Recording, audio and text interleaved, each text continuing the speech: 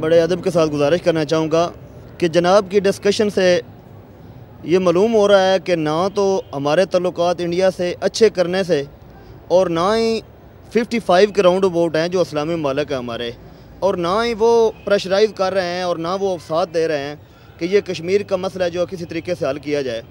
اشرف قریشی صاحب سے میں عرض کروں گا کہ کیونکہ ان کا تعلق جو وہ کشمیر سے ہے، اور قیادت کی جہاں تک بات کر رہے ہیں، قیادت میرا خیال ہے اگر اس سے اچھی، میرا نہیں خیال کوئی اچھی آ جائے، کیونکہ اگر 62 سالوں میں کوئی چینجنگ نظر نہیں آئی تو خدا کرے کوئی اچھی آ جائے کہ آپ کے، ہاں خدا کرے کوئی اچھی آ جائے کہ آپ کے ذہن میں کوئی ہے ایسی چیز کہ جو مطلب مستقبل قریب میں اس کا کشمیر کا کوئی حال جو ہے وہ ہو سکے۔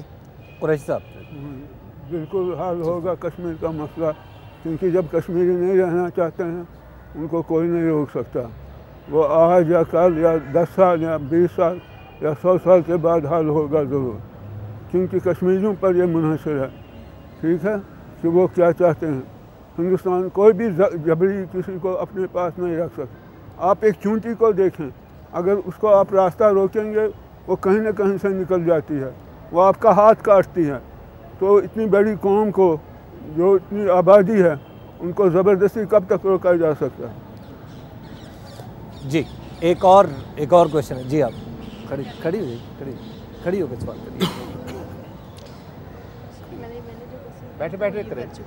اچھا آپ نے چھوڑ، اچھا دیکھیں، ابھی جو میرے بھائی نے بات کی، میں اسی سلسلے میں بات قریشی صاحب کی بات کو آگے بڑھاؤں گا کہ مایوسی کا کوئی جواز نہیں۔ آپ صرف یہ سوچ لیں کہ جو کچھ آپ نے ابھی باتیں سنی اس کے بعد آپ کو یہ محسوس ہوا کہ کشمیر کا مسئلہ کبھی حل نہیں ہوگا۔ ہم میں سے کوئی بھی یہ نہیں کہہ سکتا کہ کشمیر کا مسئلہ کل حل ہو جائے گا۔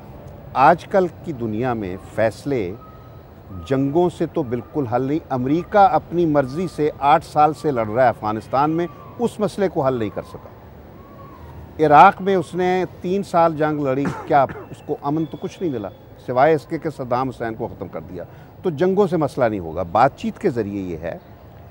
میں پھر دوبارہ دہراؤں گا کہ اس وقت آپ اس قسم کی بات چیت کی پوزیشن میں نہیں جہاں کانفرنس ٹیبل، نیگوشیٹنگ ٹیبل پر بیٹھ کر بھی انڈیا کے ساتھ برابری کی سطح پر بات کر سکیں۔ ہم بہت کمزور ہو گئے ہیں، آپ امیجن نہیں کر سکتے اتنے کمزور ہو گئے ہیں۔